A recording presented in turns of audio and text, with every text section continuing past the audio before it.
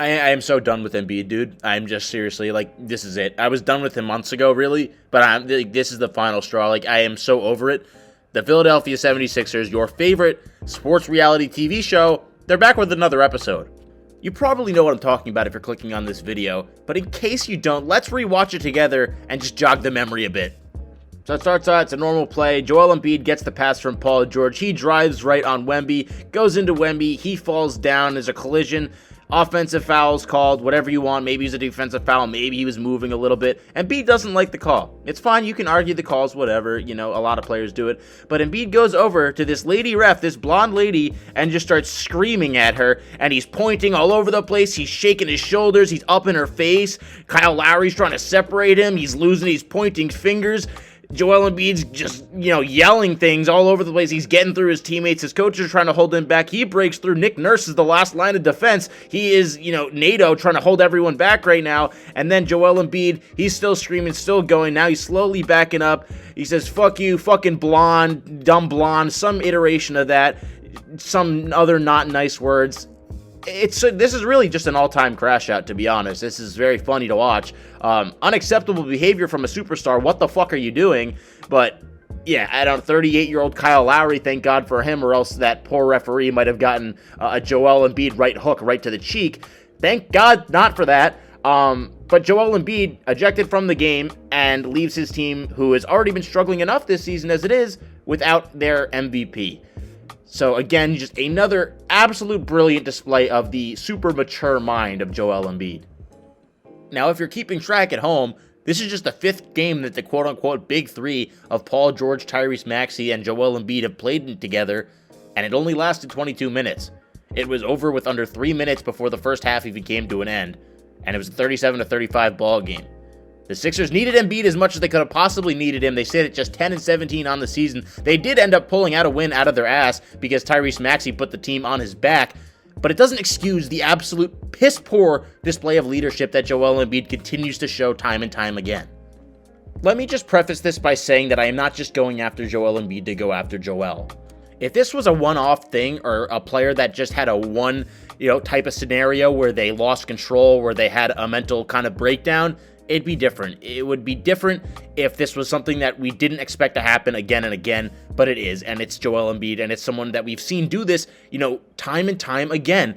And, looking at that, his ability to just not care for anyone but himself is honestly astonishing, and it might be worse than anyone we've ever seen with his talent level, not even just in the NBA, but across American sports. Joel Embiid has so much talent, is one of the most talented players I've ever seen with my own two eyes, but his mental makes him so detrimental to his own team. He is unwilling to put his own pride aside for the greater good of an organization, of his team, to try and win basketball games. This is a struggling roster, a team that needs their best player right now, and he's simply unwilling to not argue a call and go absolutely dog shit ballistic over it and get himself ejected early in a pivotal game. Or not a pivotal game, but this is a point in the season where every single win matters for the Sixers. They need every single win they can get as they try to climb back into the playoff seeding. And honestly, I would have shaken my head if he just got the one tech. I would have been like, okay, here's another Joel Embiid situation, but I wouldn't have said anything really about it. It's the fact that he had to keep going. He had to keep egging it on until he finally got some sort of reaction, because that's what Joel Embiid needs, apparently. He has to go up in front of a 5-foot, blonde woman's face and start screaming at her and berating her over just trying to do her job. I know that the referees have been bad for a lot of the season. I know that fans have issues with the referees. I don't even think this is one of the cases where you have any justifiable means to go and act like the way you did. Like, the call was not even close to being as bad as the reaction was.